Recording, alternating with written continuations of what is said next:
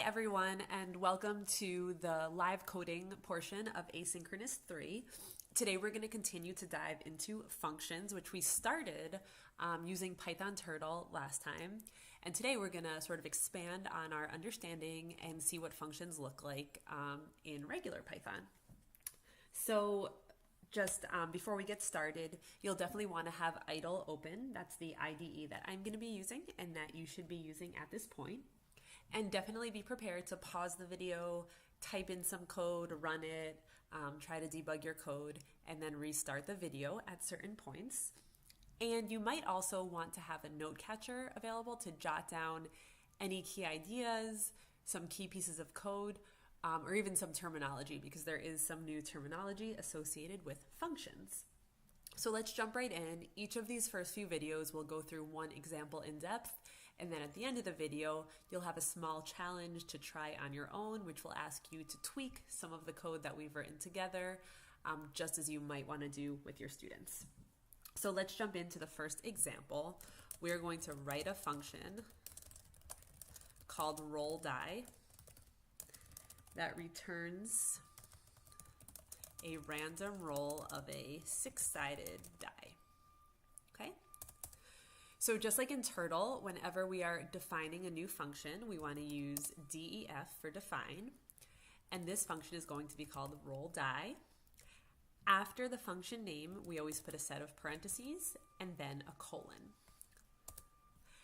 When we press enter, we should be indented in to show that we are inside the body of this function. So now we basically have to give Python instructions that it should follow whenever it is asked to roll die. Well, this function is supposed to return a random roll of a six-sided die. So basically, how does a computer roll a die? It just randomly generates a number, in this case between 1 and 6. So now I remember I'm going to need to import random since I'm going to be asking Python to generate a random number. So I do that up here. And now I remember that to generate a random number, I call the random.randRange function, and I go from 1 to 7 if I want to get a number between 1 and 6. Now this is something your students will do, and they'll say, okay, I have generated a random number, which is a great start.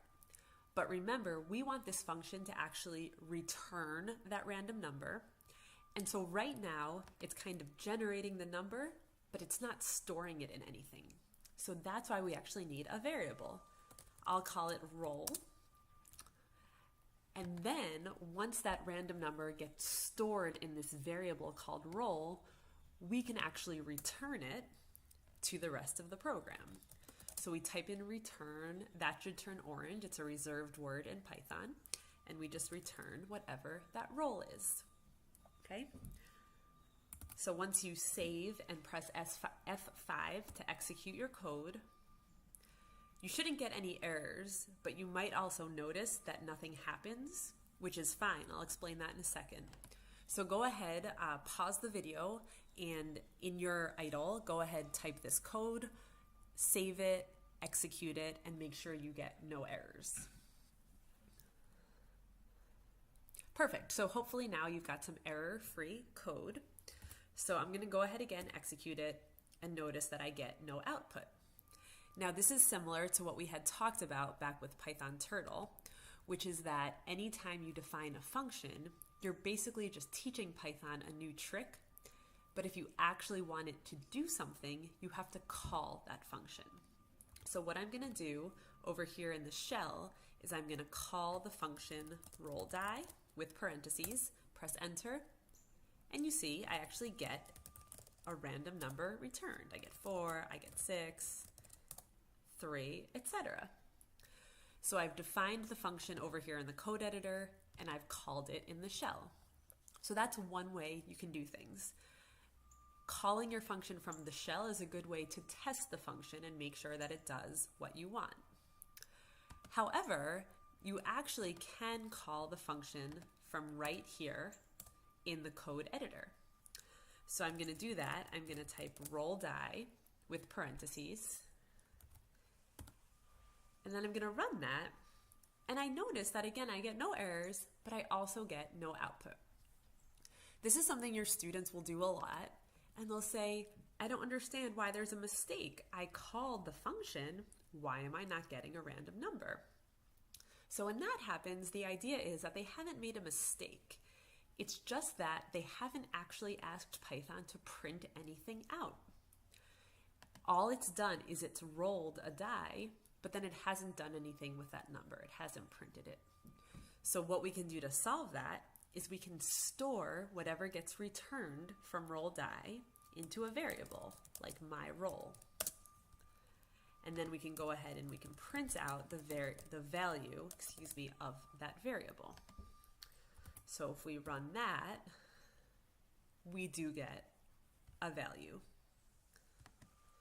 Okay, so again, the key steps there were that we called the function roll die, and then we said, okay, whatever gets returned, I want you to store it in this variable called my roll, and then I want you to print out the value of my roll. So go ahead, pause the video, and try calling the roll die function both from the shell and from the code editor, and make sure that you've got it working.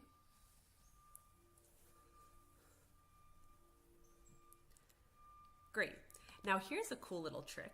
Suppose you wanted to roll the die not one time, but 50 times. Well, that sounds like a for loop. So what I'm going to do is I'm going to set up a loop for I in range 0 to 50. That'll execute 50 times. And if I highlight both of these lines of code and press tab, that will block indent. And now this code should get executed 50 times. So I should actually get a list of 50 die rolls. Let's see what happens when I execute. Wow, there we have it. So here we rolled the die 50 times. 1, 1, 5, 2, 3, 3, 4. Wow, it took a while to get a 6, didn't it?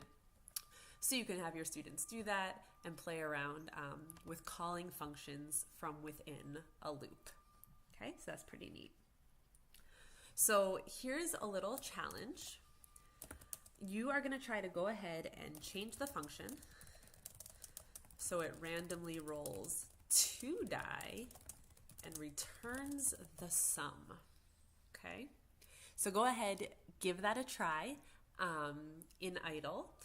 Run your code, see if it works, try to tweak it if it doesn't, and then when you're ready, you can restart the video and I will show you my solution.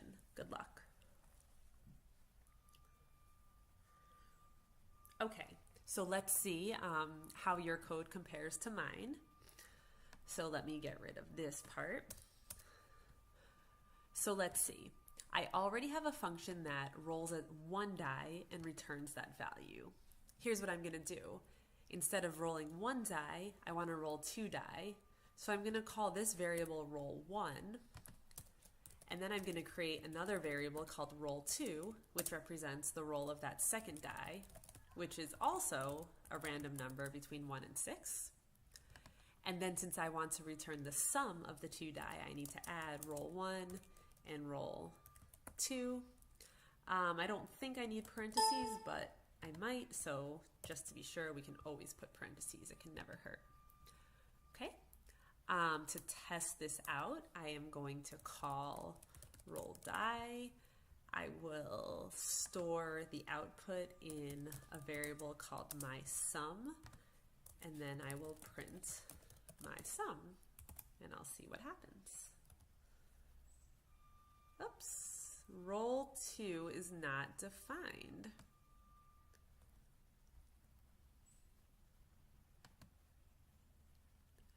Roll2 is not defined. Let's see, did I spell something wrong here? This is a little hard to read. So it's roll1, roll2. Did I make sure this is 2 L's? And then actually let me make sure this is also 2 L's. Let's see. And I get a 9. So I must have rolled a 5 and a 4, a 6 and a 3, or something like that. So go ahead, if you weren't able to solve this challenge, go ahead and fix your code. Feel free to rewind or keep looking at this code so that it makes sense to you. And then I will see you in the next video.